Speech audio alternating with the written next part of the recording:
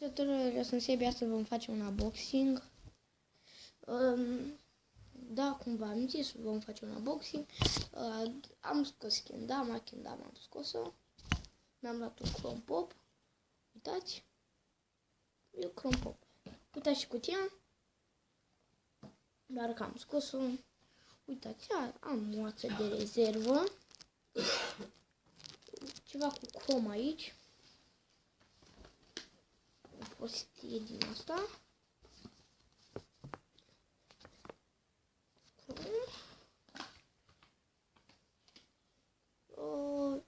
Asta îmi place. Așa. Am și o din asta. Și cam atât. Am și asta. Nu știu. Sunt chiar tare astea. Stai puțin, parcă mai aveam ceva. Asta mi le-a dat. Bă, băieți. Nu știu acum. Bă, eu aș vrea să o testez puțin.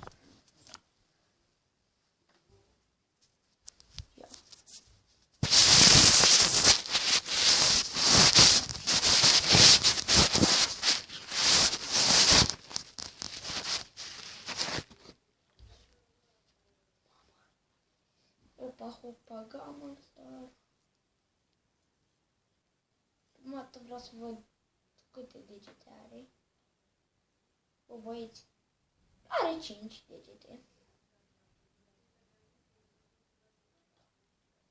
Bă, băi, știi ce bine se simte? Ia, domnul Minard.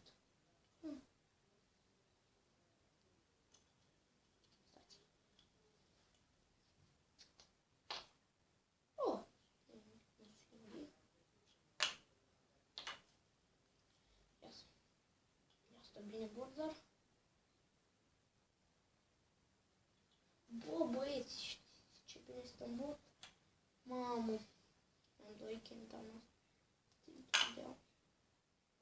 Una! Mă, ce... Ia uitați.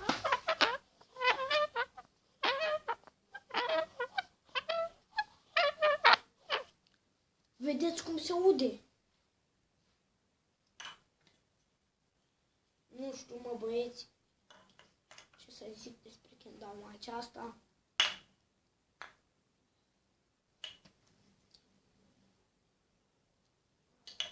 Este o minunată Kendama.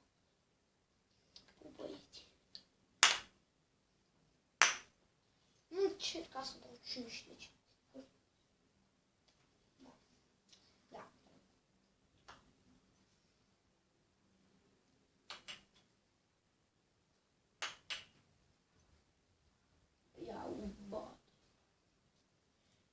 Cam atât.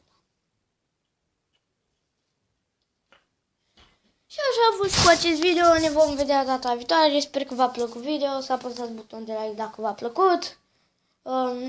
Și cum v-am zis, așa a fost cu acest video. Ne vom vedea data viitoare. Pa, pa!